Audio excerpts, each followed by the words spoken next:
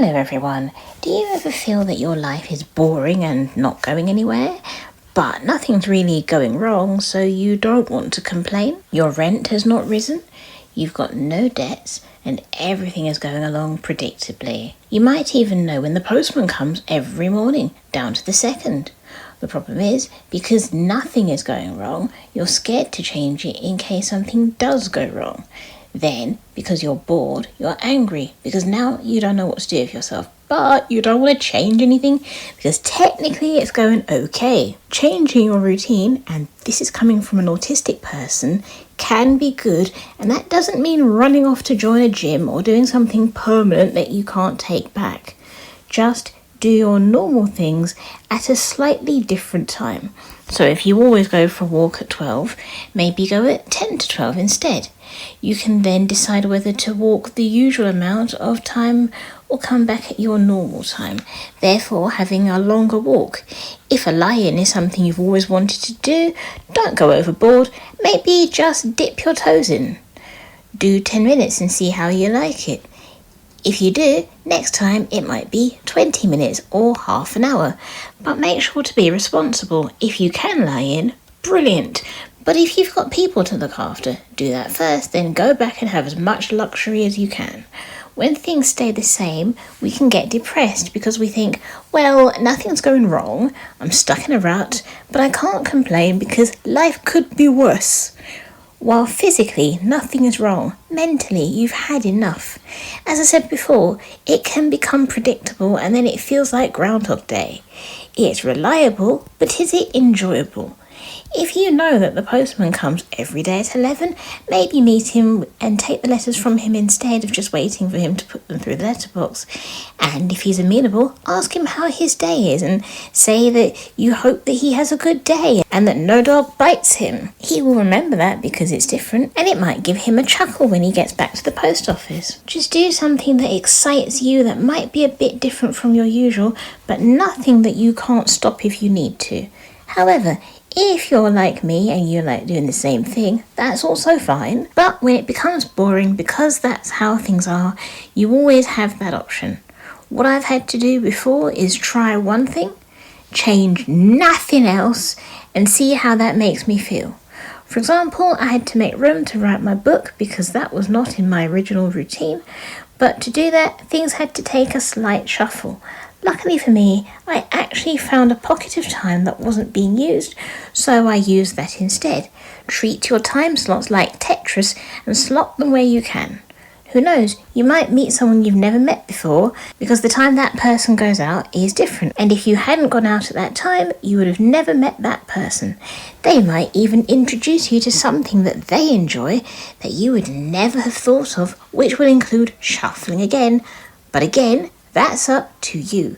I know it's absolutely terrifying. I had to think about it when my pets died, because when they died, things that I had a rigid routine for were no longer necessary. So I had loads of these pockets and pockets of time and nothing to do. This is when the idea of story writing came back.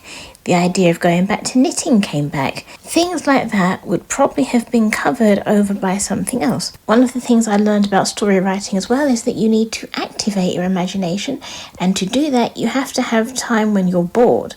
So I have times when I just sit and think.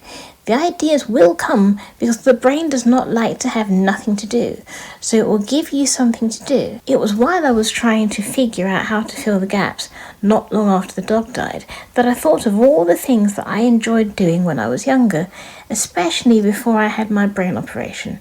And one of those things was writing books. But now I have the internet, so I can do more research, and even though I have a condition where I can't picture things, doing this has helped me to get some of it back. My dreams are more vivid and my ability to remember them has improved. But it's not easy. You have to make the time, you have to make the space. I think everyone should allocate time to just unwind. If that means having a 20-minute nap every day, do it. If that means reading a book, do it. Don't feel ashamed if you have booked a day off from work and you can have the time to yourself. Don't feel ashamed because that time off should be used to recharge. And if that means spending a whole day doing nothing, do that. Then you'll be recharged for the next day. If that means spending time with someone who's only free at that time, do that. No one has to know why you take your time off. That's none of their business, but you take that time and use it to relax. I remember seeing an episode recently of The Big Bang Theory where Sheldon would disappear off every single day for 20 minutes and they were trying to figure out what he was doing. They finally cornered him and asked him why. He said it was because trying to navigate social norms and trying to be like everyone else is exhausting. So he spends 20 minutes at his work just doing what he needs to do so he can cope with the normalcies of life. For him, that meant kicking a beanbag and trying to reach 43 kicks, but no one had to know that. If it helps him to be more productive, why does it matter? I remember hearing recently about men who go to work, then come home, sit in the car for about 20 minutes and just decompress. Then they go into the house. By decompressing, they leave their work stress at the door. Some wives actually get annoyed about this, but I think it's very useful. Otherwise, he will bring his work stress home. Some workplaces jokingly put a sign that says, "Leave your stress at the door." Why should he take his work stress and go straight into the house?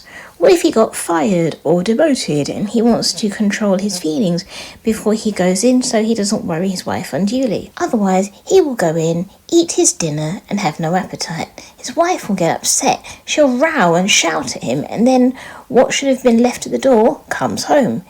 It would affect the kids, the marriage, everything, rather than just letting him drive home, decompress, maybe do something relaxing that doesn't involve the family, then come home and be the man everyone wants. It's his way of kicking the beanbag up and down. It also works in reverse. If you know you've got a busy day ahead, do something that will wake you up. If I have to wake up earlier than usual, I have a few things that I do. First, I turn my phone screen up as bright as it can go, and then I stare at it unblinkingly for a couple of minutes until my eyes hurt. That way, blue light wakes me up. However, if I'm really tired, then I wet my face, open a window or a door, and stick it outside. That cold morning air wakes me up. I even have a bottle of cold water close at hand just in case I have to use it. Regarding change, I almost didn't have a YouTube channel because the idea of change and the fear that people may not like me made me hesitate for years. So I made one video and didn't expect anyone to watch it. If no one watched it, I would delete the video and accept that I was not good at being a YouTuber. But people did enjoy it, so I made another one, and here I am, nearly 200 videos later. So yeah, dip a toe in the water, see if you like it, check for danger, and if all is well, put the next toe in. I hate change. Everyone knows I hate change. But if I have to make a change, I do it on my terms. The reason we hate change is that we lose control. So if you do it before the change happens and prepare, you get back control. I had to learn my lesson because one by one my animals died. I knew the animals didn't live forever, but I wasn't prepared for when the inevitable happened. So this is where we must have an alternative, a backup if you will. Even regarding my book, I'm at a stage where I could stop now and never let it see the light of day, but I'm still curious where this could take me, and that's why I'm still doing it. Plus, I've really enjoyed it and it's benefited me. I can dream again. It's a bit like when your parents tell you to do a chore you were on the way to do anyway. Then you don't want to do it. So before you have to make that change, do it before it's a must. So try getting ahead of the concern and the nagging and the checkups and do it for you. Going back to the idea of knitting, you can even do something like that while keeping your routine. If you have a doctor's appointment, you can take your knitting with you. If you're watching TV, you can knit while you watch. So that way, nothing really changes time-wise. One thing that has also really helped me with writing is making sure I have a dedicated time slot. Sticking to it. And even if I don't get much written or anything written, that's my time to write. Also, one reason I chose writing is that I think you should have a hobby that you can do whatever the weather. Try to choose something you don't need a specific weather for, like sports. Things you can do indoors and outdoors are brilliant because it means that if you want to go out and do it, you can. But it also means that if you want to have a day indoors or the weather does not allow you, you can do it. Then you're not stuck and you won't give up on your hobby and your momentum will stay intact. Another reason I chose writing is that it doesn't cost much. You can write on basically anything. You can write on your phone, you can write on paper, it doesn't matter. I'm writing my book online on a completely free app, but I do want to try and have some physical elements just in case the electricity goes out, because that's always a possibility. Hopefully, after all of this, I'll be able to start remembering faces without looking at them. If you're still here, then you're handsome and you're beautiful and you, well, I'm speechless. I'll let you know next time I see you. Over to the pets. Hello all, this is Sylvie. If you liked what you saw, then subscribe for more. Hey everyone, my name's Bonjour. If you enjoyed yourself, then give it a thumbs up and share it with all your friends. Hi everybody, I'm Jack, and if you had fun, then comment down below and let my mum know what your favourite thing was to do when you were younger.